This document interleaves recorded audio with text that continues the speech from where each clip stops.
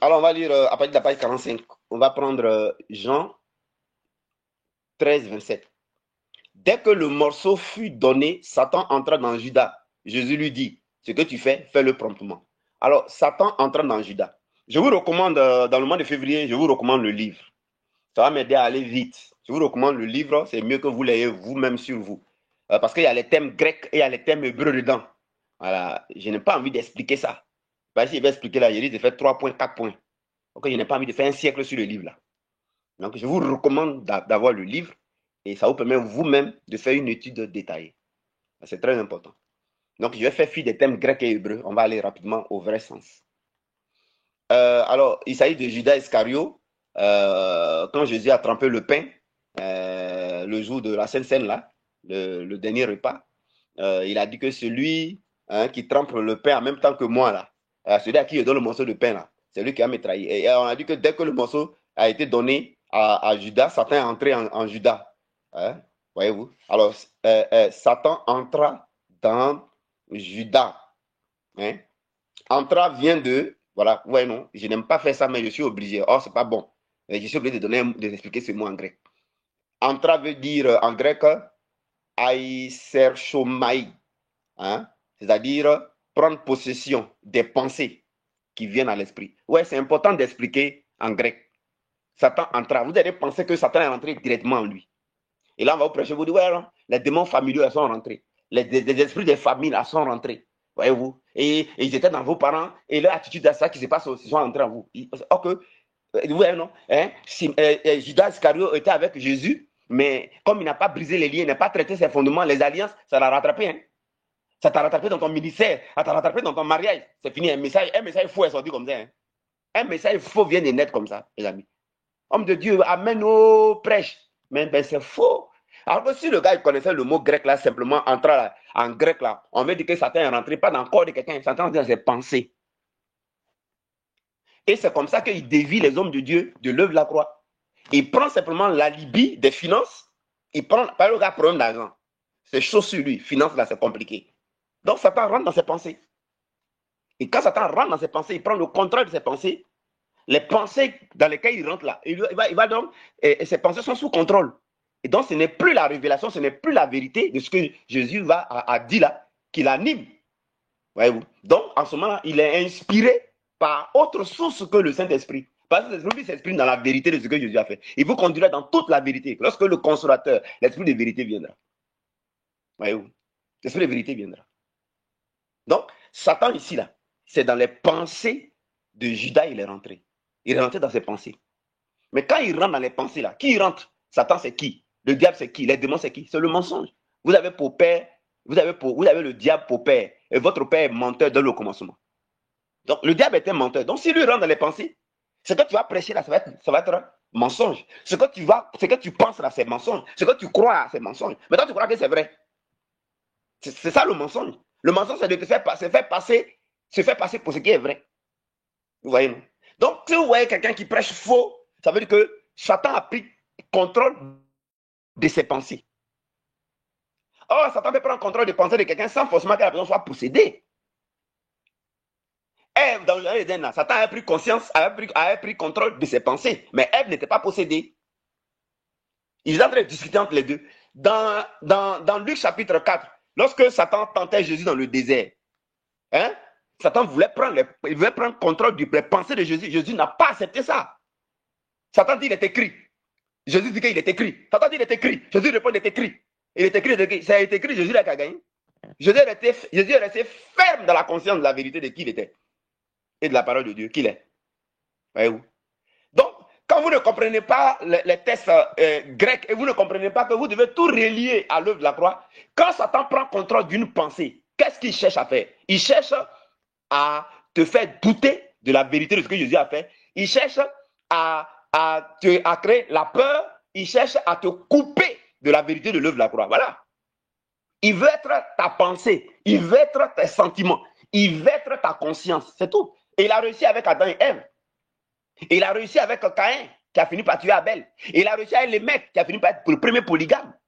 Et il a réussi à un moment donné avec Abraham, poussé par sa femme. Et elle allait coucher avec Agar. il a réussi. Mais il n'a pas réussi avec Jésus. Mais Jésus avec qui il n'a pas réussi là, c'est qui? Jésus, c'est qui? C'est la vérité. Jean 14, 6. Je suis le chemin, la vérité, la vie. La seule personne, la seule chose, le seul élément que le mensonge n'arrive pas à vaincre et n'arrive pas à contrôler, c'est la conscience de la vérité de l'œuvre de la croix. Satan ne peut pas contrôler la vérité. Donc, si vous travaillez à la conscience de la vérité, Satan ne peut pas contrôler votre pensée. Ouais, ce petit verset-là, comment Dieu est en train de l'expliquer? Le but de Satan, c'est de nous séparer de la conscience de la vérité. Vous voyez? Il a réussi avec David. Hein? Satan a pris conscience, contrôle de sa pensée. C'est pourquoi il a couché avec la femme de son ami. Il a réussi avec Salomon. 700 femmes, il a eu avec 300 concubines. Satan a pris conscience, contrôle de sa pensée. Quand vous voyez que vous n'arrivez pas à croire dans l'œuvre de la croix là, ou bien vous ballottez à gauche, à droite là, ou bien vous doutez, vous avez peur là, ça veut dire que Satan a pris conscience de vos pensées. Vous allez vous concentrer sur les liens. Vous brisez les liens, ça ne va pas. Vous chassez les démons, ça ne va pas. Vous faites traitement de fondement, vous brisez, vous faites hôtel, vous bâtissez hôtel. Parce que Satan n'est même pas dans là-bas. La bataille a lieu au niveau de votre pensée. Notre pensée est un champ de bataille. Vous voyez? Alors que si tu te concentrais sur la conscience de la vérité, c'est rempli haut. Un verre qui est rempli d'eau là, il n'y a pas place pour mettre encore l'eau. Donc c'est la conscience de la vérité contre la conscience du mensonge. Satan, il est la conscience du mensonge. Vous avez vu? Alors ici, les gens ne vont pas expliquer les choses. Pourquoi est-ce que j'explique bien? J'explique bien par le Saint-Esprit parce que je mets tout en relation avec le sacrifice de Jésus-Christ. Mais si je ne mets pas du tout en relation avec vous, vous allez voir qu'il a fait fausse route. Si je commence à expliquer du point de vue des principes, je vais m'écarter de l'œuvre de la croix. Si j'explique par rapport aux lois, aux principes, aux commandements, aux ordonnances, je vais m'écarter de l'œuvre de la croix. Parce que l'œuvre de la croix est supérieure au principe. Et d'ailleurs, l'œuvre de la croix, c'est égal au principe même. Et c'est l'accomplissement des principes, c'est l'accomplissement des lois, c'est l'accomplissement des règles. C'est pourquoi on dit tout est accompli. Vous voyez? Alors, quand vous voyez les pasteurs qui ballottent, c'est parce qu'à un moment donné, ils viennent dans l'œuvre de la croix. À un moment donné, ils vont dans les principes. Ils vont dans les lois, ils vont dans les principes, dans les lois, les principes, les commandements. Voyez-vous? C'est ça. Et quand tu fais ça, c'est vrai, mais c'est vrai. Dans l'Ancien Testament, c'était l'annonce. Voyez-vous, c'était l'annonce. Ces principes-là, ça parlait de Jésus qui allait venir faire le travail. Maintenant que Jésus est venu faire le travail, alors la manière d'expliquer les principes change. Il faut les expliquer maintenant à la lumière de l'œuvre de la croix. Bref. Donc, vous voyez pourquoi est-ce que quand vous vous concentrez sur les alliances, les autels, les adorations, les réclamations, vous vous fatiguez et vous n'avez pas gain de cause parce que vous croyez que Satan, il est là-bas. Alors que Jésus a déjà réglé le travail par rapport à ça. Satan, il est dans la pensée. C'est au niveau des pensées. Quand vous voyez, depuis le jardin d'Éden jusqu'à Apocalypse, il n'a pas changé sa manière d'agir. Même le grand Jésus, même là, Satan voulait rentrer dans sa pensée. Jésus n'a pas accepté. Il dit, il est écrit, si tu es fils de Dieu là, jette-toi en bas là, il va envoyer ses anges pour te prendre. Il veut rentrer dans la tête de Jésus. Il est écrit, si tu es machin là, change ce caillou là en pain. Vous avez vu, non? Il veut rentrer dans la tête de Jésus. Si tu doutes là, c'est que Satan est rentré dans ta tête, dans tes pensées.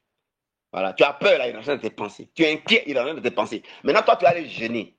Tu vas aller briser. Tu vas aller tailler en pièces. Tu vas mettre le feu. Tu vas purger. Tu vois? Tu dis que tu gaspilles tes munitions parce que où tu tires là, il n'est pas là-bas. En fait, il est dans tes pensées. Tu vois? Normalement, tu devais aller maintenant du côté de la conscience de la vérité. Puis, vous ne voyez pas que quand le Seigneur m'utilise et puis je vous donne la conscience de la vérité, et puis piouf, il fuit, vous voyez en même temps vous avez le résultat. C'est parce que la seule chose que Satan ne peut pas contrôler, c'est la vérité. Parce que Satan, il est allergique à la vérité. La vérité, là, c'est son antidote. La vérité, c'est un poison contre lui. Là, il ne supporte pas la vérité. Vous voyez pas les présidents dictateurs, là. Ils font du mal, mais quand on commence à les dénoncer sur les réseaux sociaux, à les exposer, ils n'aiment pas ça. Hein. Ils peuvent te tuer même. Ils peuvent te tuer. Satan il n'aime pas la vérité. La vérité, là, c'est la lumière. La vérité, c'est la vie.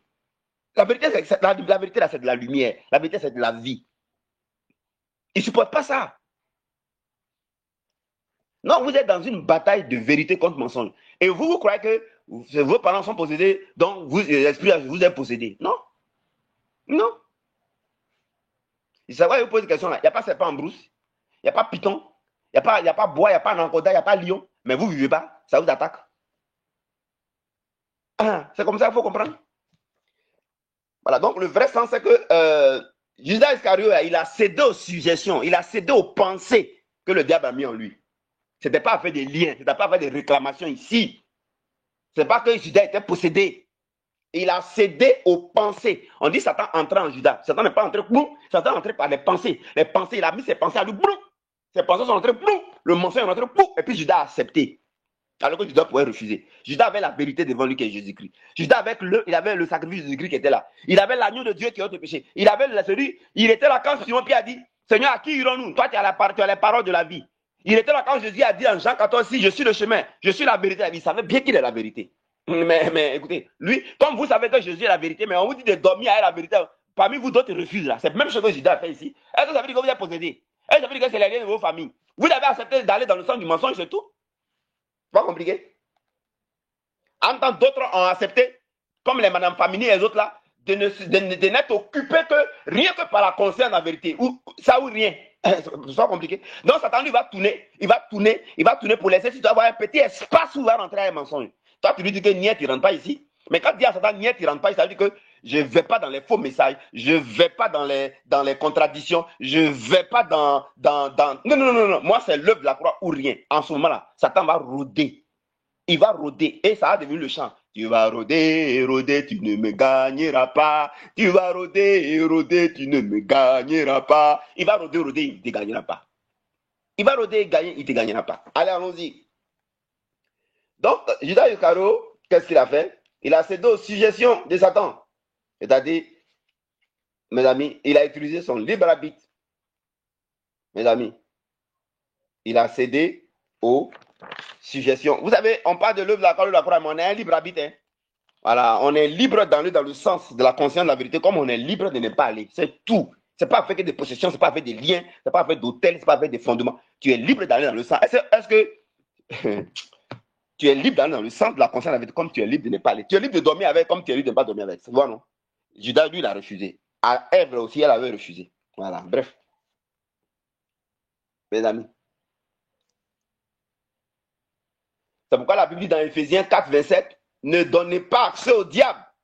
Voilà. Comment est-ce qu'on peut donner accès au diable? Et ça, nous tous, ça nous guette. Hein?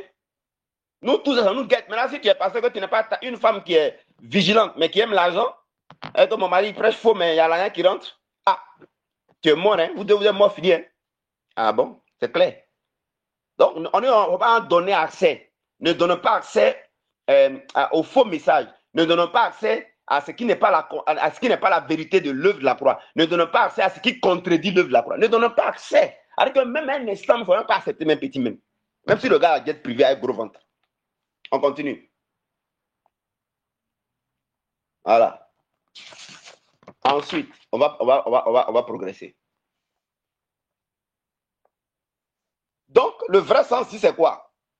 Le diable, là, il tente, il ment, il trompe, il manipule, il distille des faux enseignements. Vous avez vu, non? On ne parle pas ici des liens, on parle ici d'alliance, on parle ici des fondements. C'est pour ça que Jésus est mort. Donc ça là, je vous ai dit qu'on n'est plus au temps des alliances, on n'est plus au temps des liens, on n'est plus au temps des fondements, où ces choses à rien, on n'est plus au temps de ça.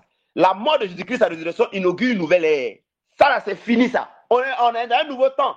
On est dans le temps où il y a bataille, confrontation entre conscience du mensonge et puis conscience de la vérité. C'est tout. C'est le temps où on est. Voilà. Donc le diable là, il tente, il ment, il trompe, il manipule. Il continue à faire ça aujourd'hui. Il continue à faire ça aujourd'hui. Il distille des faux enseignements. Il pousse à faire des prières et à avoir une croyance contraire aux vérités de l'œuvre achevée de Christ. Tu vois, non? Et nous appartient de refuser ça comme ma femme. Il dit, ma femme s'est déconnectée. Je suis là, il regarde, il ne la voit pas. Et puis il a commencé à sourire. Mais en même temps, je me suis rendu compte. Donc j'ai commencé à m'analyser. Il dit, attention, attention. C'est ce qu'elle a fait. Hein? C'est ce qu'elle a fait. C'est ce qu'elle a fait, ma femme. Mes amis. Donc ce n'est pas un problème de liens, de fondements, de délivrance interminable, de sorciers, hein, qui font que tu ne réussis pas. Ce n'est pas à faire de ça. Voilà, mon ami, c'est parfait de ça. Ensuite, on va avancer. Ça, c'est la page 47. On continue. Alors, donc Satan, là, il opère dans l'environnement. Ah, et comment il fait pour nous amener à contredire l'œuvre de la croix? Soit les douleurs que tu vas ressentir, soit les rêves que tu fais, soit les réalités de ta situation difficile. Tu vois, non? Soit c'est quand on te dit, tu vois, non? Ou soit le témoignage des gens, hein, qui vont faire briser les liens, qui vont faire traiter les fondements. Ça, c'est des réalités. Donc, il opère dans l'environnement. Dans le jardin d'Éden, là, il était dans l'environnement. Il est toujours dans l'environnement. Comprenez? Donc, Satan, il opère dans l'environnement, hein, à travers ceux qui lui sont favorables, par leur mauvaise disposition. Voilà. Ce Satan-là, il est déjà vaincu, hein? OK? Il est déjà vaincu, seulement que il agit sur ceux qui sont ignorants. Ceux qui n'ont pas compris que c'est une bataille, hein, de quoi? De pensée.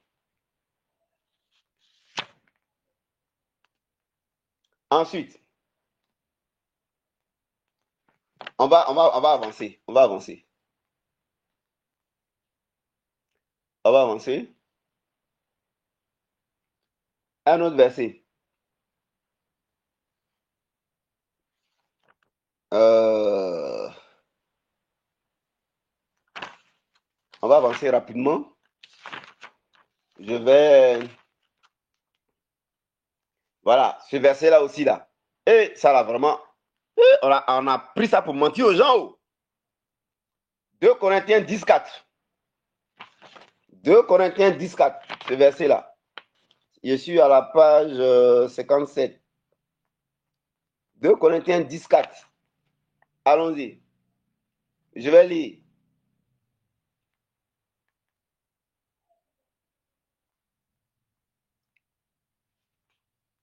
Alors, ce verset dit quoi? Hein? On dit, nous ramassons tout raisonnement, nous amenons toute pensée captive. Hein? Et puis nous ramassons les forteresses. Hein? Hein? 2 Corinthiens 10,4. Alors, attention. Forteresse là, il s'agit de quoi? Raisonnement. Voilà comment il faut expliquer les mots. Vous les détachez. On va expliquer forteresse.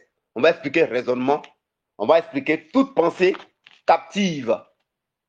Mes amis, voilà comment on va expliquer donc 2 Corinthiens 10,4.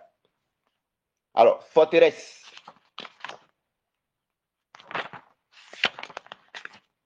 Ayez vos documents. Hein? Ouais, ça m'amène à faire un travail là. Alors, allons-y. Forteresse. Forteresse là, il s'agit simplement d'une emprise spirituelle. Une emprise spirituelle, hein, de conscience, de pensée. Il s'agit des pensées qui sont enracinées dans les gens. Ce n'est pas diable en tant qu'un être qui possède les gens. Ce n'est pas de ça qu'on parle. Mais on parle de la pensée qui est comme Satan voulait faire à Jésus dans le désert là. Et Jésus n'a même pas laissé ça s'asseoir. Parce que quand il laisse la pensée là s'asseoir, c'est-à-dire que quand vous commencez à laisser que les liens, les fondements, voyez-vous, c'est-à-dire que vous vous situez à l'époque où Jésus n'est même pas encore venu mourir, même faire son sacrifice. Voyez, vous vous situez à l'époque où Jésus n'a même pas encore fait son sacrifice. Alors que quand on prend vos parents là, je me demande même si ça existe même de dire que même vous vous situez à l'époque où Jésus n'avait pas de sacrifice. Mais c'est faux. Parce qu'il n'y a aucun lien, il n'y a aucun fondement, il n'y a aucun autel, il n'y a aucune adoration, il n'y a aucune consécration que vous ayez fait, que vos parents aient fait, qui soit âgé de 2025 ans. Ça n'existe pas. Ça n'existe pas, hein? Ça n'existe même pas. Ça n'existe pas, frère.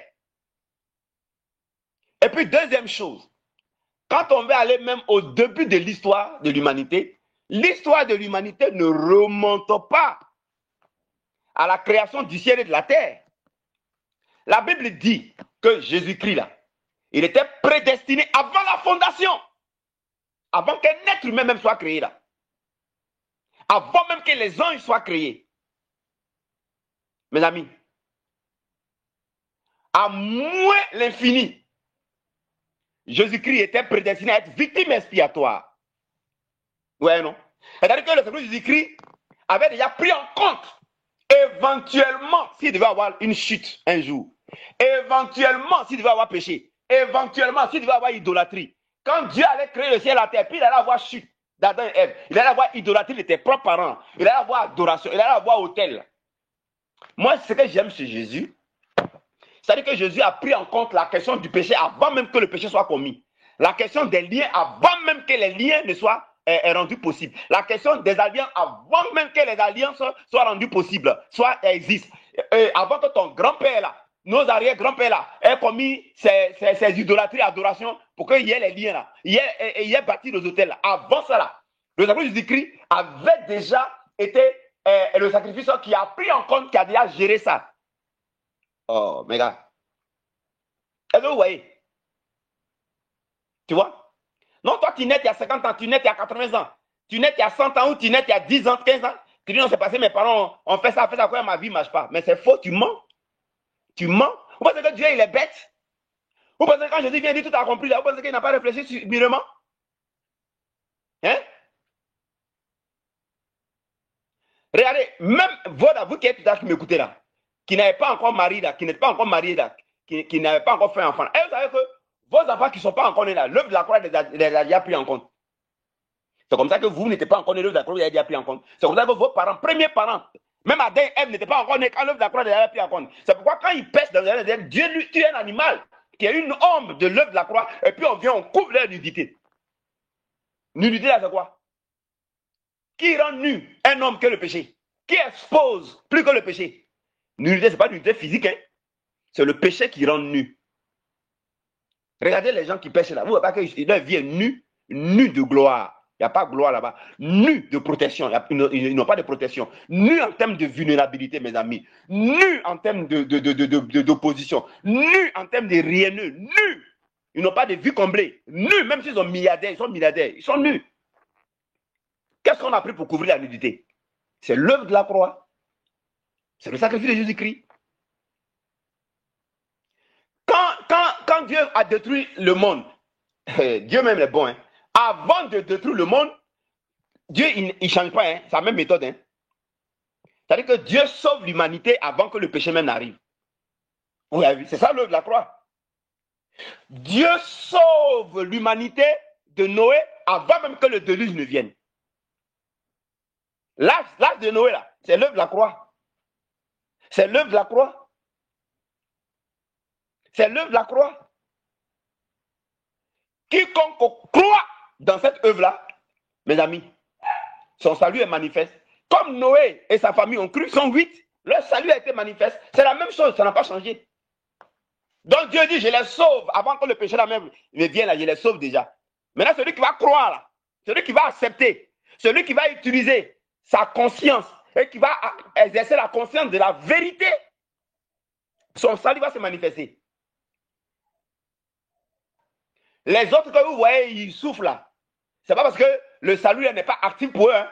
C'est parce que eux, ils utilisent leur libre arbitre. On leur dit, monte dans le bateau, monte dans l'arche, ils ne veulent pas monter, ils ne veulent pas rentrer. Donc si tu ne veux pas rentrer, Dieu respecte ta liberté.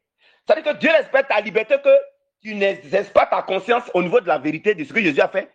D'autres aussi, Dieu va respecter son libre arbitre. Si toi, tu utilises ton libre arbitre pour aller à la conscience de la vérité, dormir, te réveiller, dormir avec, ben, c'est-à-dire que c'est toi qui acceptes. Sinon, Dieu, il a déjà sauvé tout le monde, mais c'est toi qui acceptes ou c'est toi qui refuses. Vous avez vu, non?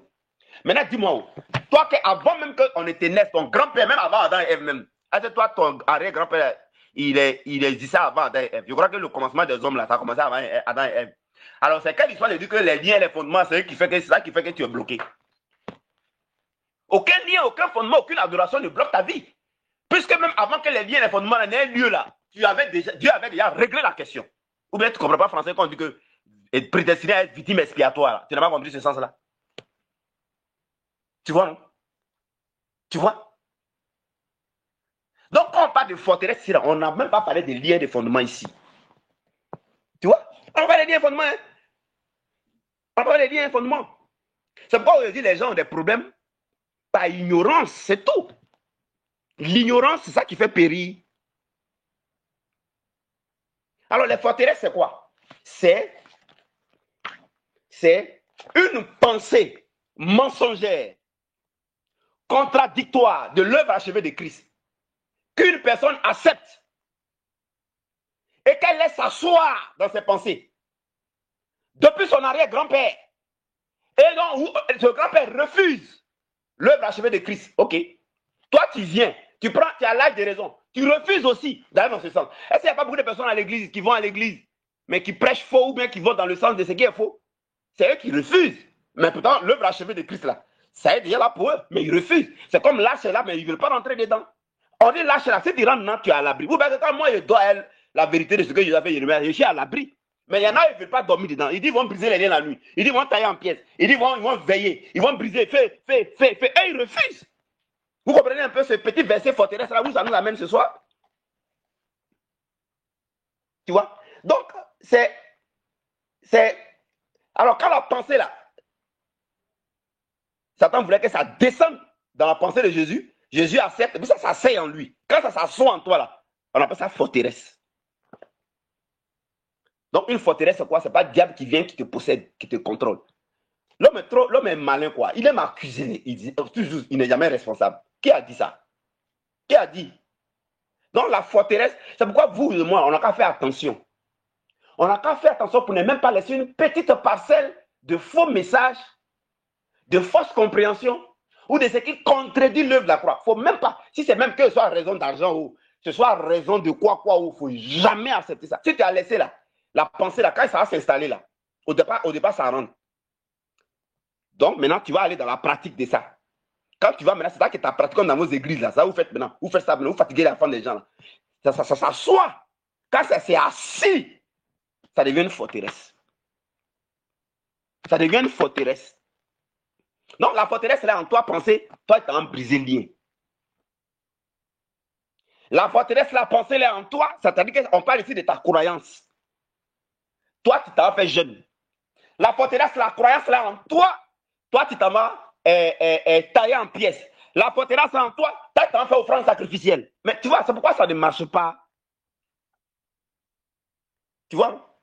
Tu as pensé que tu as laissé rentrer en toi là. Et puis c'est devenu ta pensée. Et puis c'est ça qui est pratique maintenant dans ton église, bien dans ta manière de faire les choses là, ta façon de voir les choses là.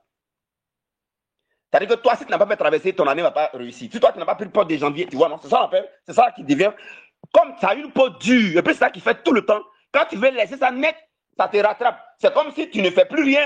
Donc pour toi, tu es en danger parce que tu n'as plus tes habitudes, tu n'as plus tes repères, donc tu ne te retrouves plus. Le prophète va créer pour un gens, hein, et puis tu reviens à ton affaire. On appelle ça forteresse.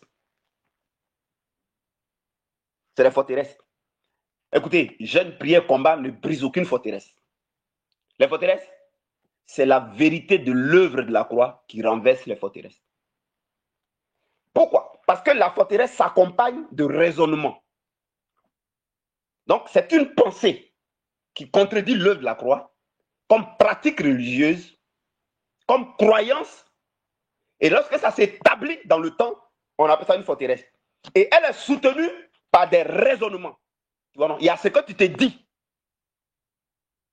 Ce sont les pensées, les raisonnements, ce sont les pensées, les idées, les spéculations, les argumentations, les philosophies,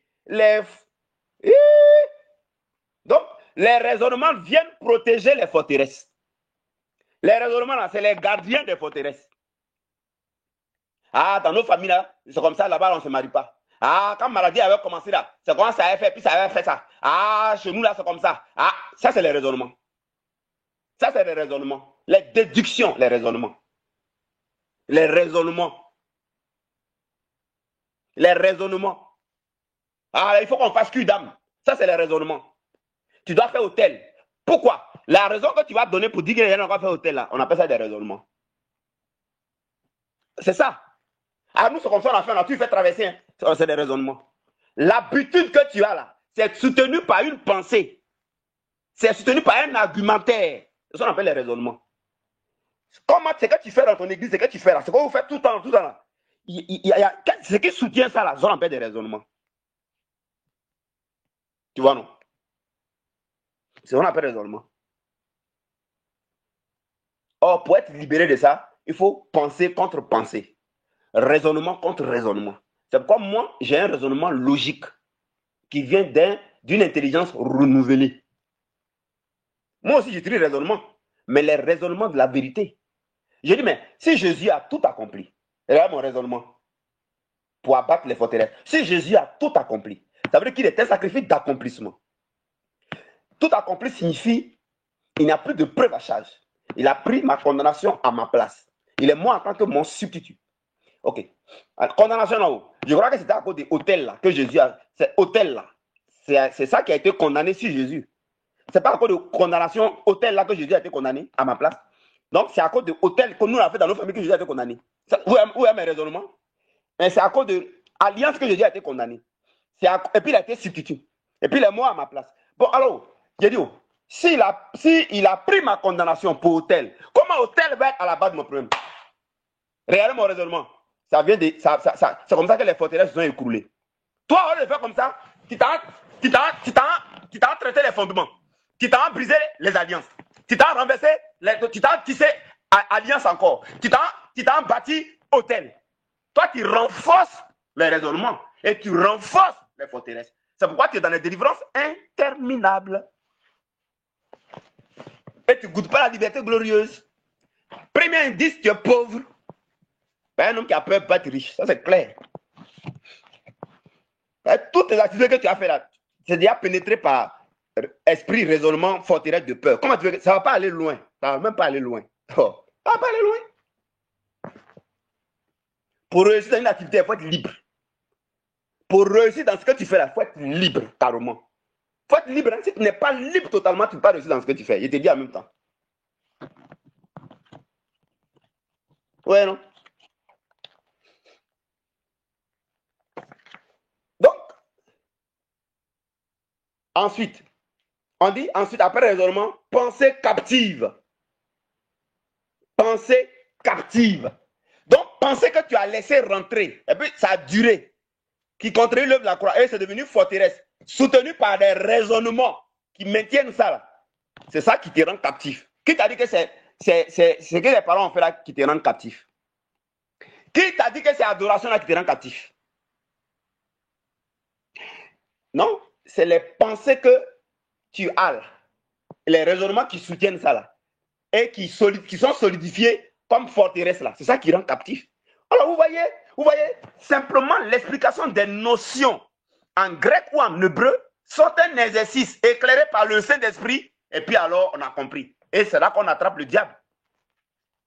Je suis en train de réfléchir sur l'esprit, je dois aller chercher l'explication de ce mot-là. Ça, c'est un exercice que je me suis donné à moi-même. Il dit, mais attends, Seigneur, toi, tu as mis Adam et Ève dans le jardin, et puis tu lui as donné, il y avait tout là, et puis tu dis que Adam, tu l'as mis dans le jardin pour le cultiver. Cultiver, ça veut dire quoi? Moi-même, je me suis posé des questions comme ça. Hein. Bah, il veut comprendre. Il dit, mais cultiver là, c'est pourquoi? Parce que moi, c'est qu'au temps d'Adam et Ève, on ne cultivait pas champ. Donc, quand toi, Dieu, tu me dis que Adam et Ève, tu as établi Adam dans le jardin, et puis tu dis que c'est pour le cultiver là, ça veut dire quoi? Moi, je veux comprendre. Parce que moi, je sais que ce n'est pas cultiver, on prend d'abord, il n'y en avait pas. Il n'y avait pas le fer n'avait pas été découvert, il n'y avait pas de métaux. Donc, ils vont cultiver, ça veut dire quoi? Maintenant, toi, si tu ne comprends pas là, comme là, cultiver, c'est Ancien Testament, il faut aller comprendre l'hébreu. Hein? Donc, comme moi, il ne comprend pas l'hébreu, il va chercher un truc en hébreu qui va m'expliquer. Oui, non, ça, c'est mon exercice moi-même. Mais toi, tu as crois qu'on dit cultiver, donc Adam, on t'a dit qu'Adam cultivait. Mais cultiver, Dieu a dit, ça veut dire quoi? Cultiver, ça veut dire quoi? Mais tu vas voir qu'il faut le relier au salut de Jésus-Christ pour comprendre ce que veut dire cultiver. Hein. Donc, quand je le relis là, le sens n'est pas loin, il va trouver. Voilà, il va trouver. Parce que, c'est pourquoi je veux trouver ça. Parce que je vois que Dieu a tout mis à la disposition dans un et puis le même, puis il n'a pas cultivé. Ça veut dire qu'ici, il y a la vérité de la croix, il doit comprendre. Comment on est au milieu de toute l'abondance de Dieu et puis on en jouit. C'est quand on cultive là. Mais il sait que ce n'est pas cultiver quand on cultive avec d'abord ou bien machine là. Il sait que ce n'est pas ça que Dieu parle. C'est quelque chose d'autre il parle qui est en relation avec l'eau de la croix. Et il va trouver. Il va trouver par sa grâce. Il nous pose une question et il va prendre mon esprit et puis en parler puis il va comprendre. Ouais, non, c'est comme ça on fait. C'est comme ça on fait. Puis au temps d'Adam et Ève, là, il n'y avait pas fait. Il n'y avait pas fait. Il n'y avait pas fait. Le feu même n'avait même été encore une chose inventée. Donc, il va cultiver quoi? Il va cultiver quoi? Et pour moi, c'est que les gens vivaient des cueillettes. Les gens vivaient des cueillettes au début. Donc, Adam et Ève, là, on dit cultiver, là, on dit il va cultiver, ou bien il va garder. Même garder, là, encore, là, je sais que ce n'est pas le sens littéral. Parce que, comme Adam et Ève, Adam va garder ce jardin, là, et puis ça lui donne toujours de jouir de l'abondance. Ça, c'est pas normal. C'est pas normal.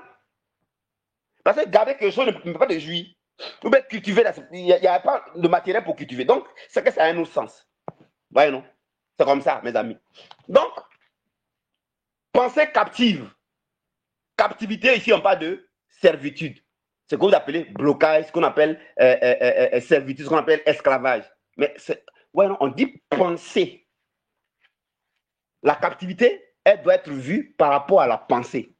Pas par rapport à ce que vos parents ont fait, par rapport aux liens, par rapport aux démons. Jésus a dit à régler ça. On n'est plus dans l'ère de ça. On est dans l'ère de la grâce. La grâce. C'est-à-dire que Jésus est la grâce qui a résolu ça. Jésus est le sacrifice qui a pris la condamnation pour tout ça. Et puis Jésus a fait ça avant même que lui-même il ait déjà destiné, il a déjà géré ça juridiquement avant même qu'il vienne, avant que les choses n'aient lieu. Mais ça c'est magnifique. Et puis maintenant, il vient maintenant rendre ça visible pour nous montrer que c'est ce qu'il a fait. Parce qu'il n'est pas venu nous montrer physiquement, vous n'avez pas croire ça. Vous n'avez pas croire ça. Donc, tout le monde a vu. Historiquement, il a existé. Donc, la captivité, elle doit être entrevue du point de vue de la pensée. Donc, du point de vue de la conscience. Donc, du point de vue de la contradiction de l'œuvre achevée de Christ. Si tu contredis l'œuvre de la croix, c'est que toi, tu es dans une pensée captive. Tu es une pensée captive. Il y a un système de pensée auquel tu adhères et que tu acceptes. C'est ça qui est à la base de tes problèmes. On te dit de le rejeter, c'est tout. Sinon, délivrance, on t'a déjà délivré. C'est fini. Maintenant, il faut quitter dans les pensées que tu as là.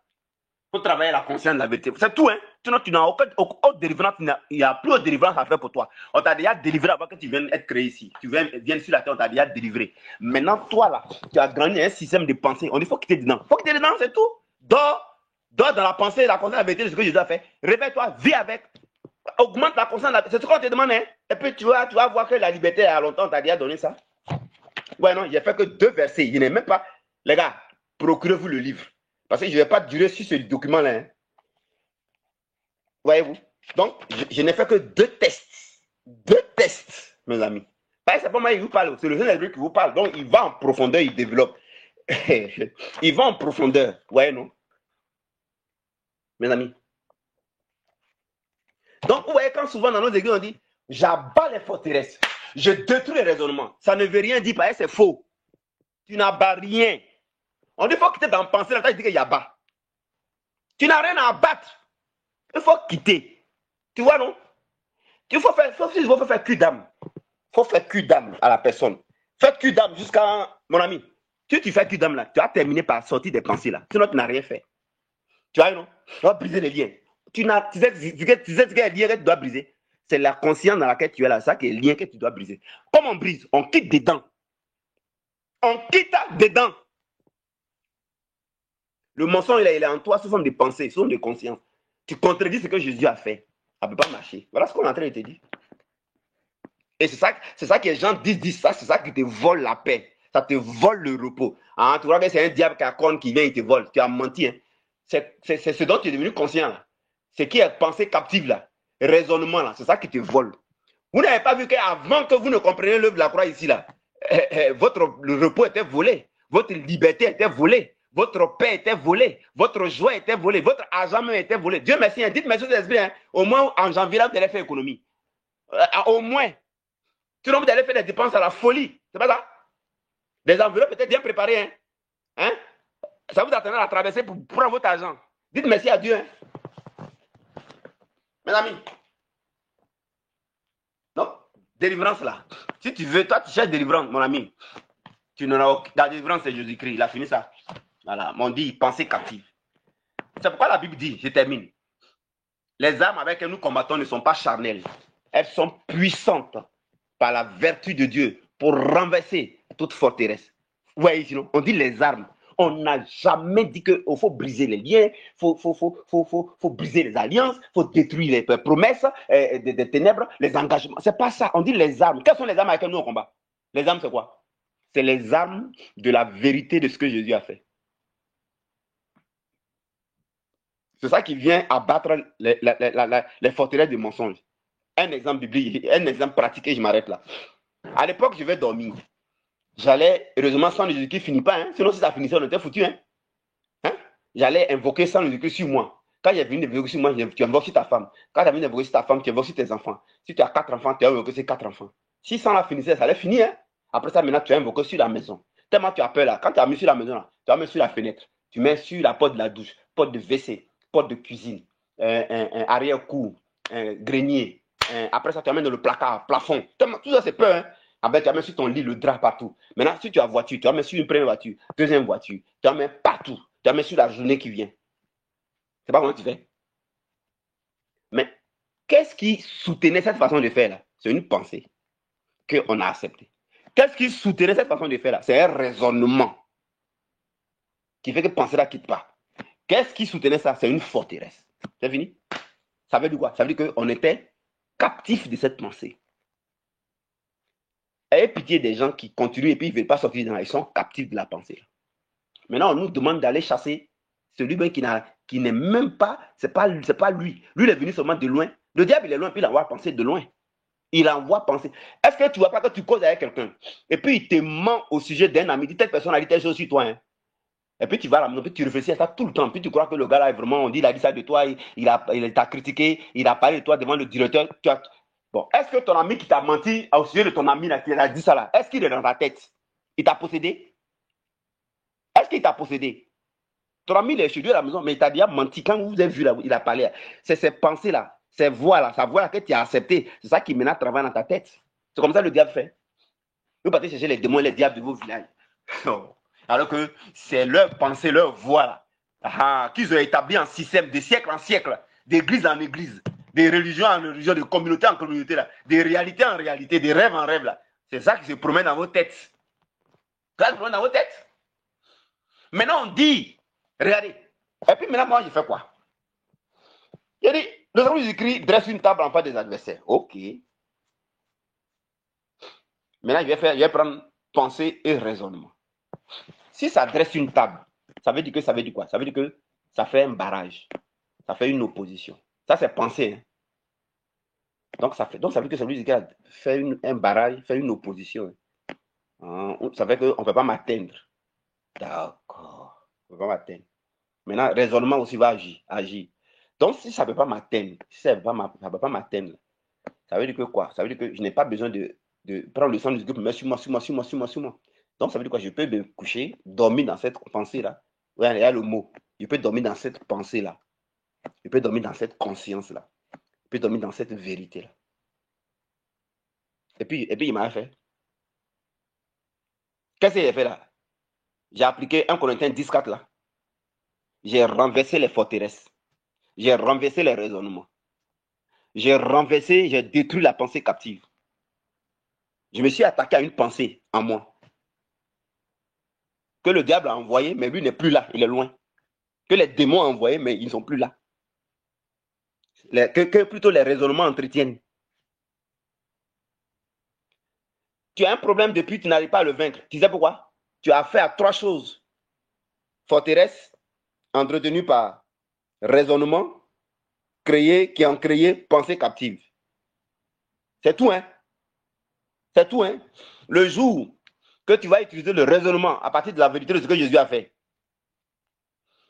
et que tu vas appliquer ça comme une conscience, ça va renverser les forteresses de pensée qui sont en toi là et de raisonnement là. Pouf, c'est fini, hein? C'est fini, hein? Et puis tu vas accéder à la liberté. Ça là, c'est pas de délivrance. Et là, ça veut dire, nous renversons toute pensée captive. Les armes avec lesquelles nous combattons ne sont pas charnelles. Vous avez vu, non? Quand vous allez briser les liens là, c'est charnel. Vous faites effort avec vos bouches. Prise. Ouais, il fait un mouvement de main ici là. Casse. On dit pour renverser les forteresses, les armes qu'on prend là, c'est pas charnel. Toi, tu prends arme. Quand tu fais jeune, là, tu fais un truc physique. Quand tu fais combat, tu fais un truc physique. Quand tu fais cul d'âme, et puis tu t'en bâti hôtel, tu fais un truc physique. On dit que les âmes avec lesquelles nous combattons ne sont pas charnelles. C'est pourquoi ça ne renverse pas tes forteresses. On dit nos âmes là, elles ne sont pas charnelles, c'est pourquoi elles arrivent à renverser les forteresses. Mais quelles sont les forteresses? C'est les pensées. Nos âmes aussi, c'est la vérité de l'œuvre de la croix qui devient nos pensées. Et puis on dort avec. Allez, je m'arrête là. Je crois que je vais prendre une décision parce que si je veux faire le livre là, ça risque de me prendre le temps sur bien d'autres choses. Mais bon, on va avancer comme ça. Alors que Dieu vous bénisse, il est déjà l'heure. Hein. Il est 2h10, je vais m'arrêter là demain. Vous retournez au boulot. Donc, vous avez vu, je voudrais que ça aille dans votre esprit. Vous avez vu aujourd'hui hein, à quel niveau se situe en réalité la confrontation. Avant que vous ne soyez créés, avant que notre arrière-grand-père même ne soit créé, Jésus avait déjà réglé la question des malédictions, des liens, tout ça. Deuxième chose que Jésus fait, mais qui me plaît, Jésus devient notre ancêtre. Est-ce que vous savez qu'on l'appelle l'ancien des jours, Jésus là? Je veux qu'on finisse avec le livre là pour que j'arrive à ça là rapidement. Est-ce que vous savez que Jésus s'appelle l'ancien des jours? Et vous savez qu'il s'appelle le roc. Donc si dans ta famille les gens adoraient caillou là, Jésus est ton caillou. Seigneur, ton peuple là vraiment, hein? Jésus est notre caillou. Il est le rocher des âges. Il est le roc séculaire. Donc, il est le caillou qui répond en problème des cailloux. Donc, nous, on n'est pas sur le caillou du village. Il ne s'arrête pas là. S'il y avait problème d'ancêtre, Jésus est l'ancien des jours. Jésus est l'ancêtre. On va s'arrêter là. C'est bon comme ça. La prochaine fois. Allez, remercions ensemble le Seigneur.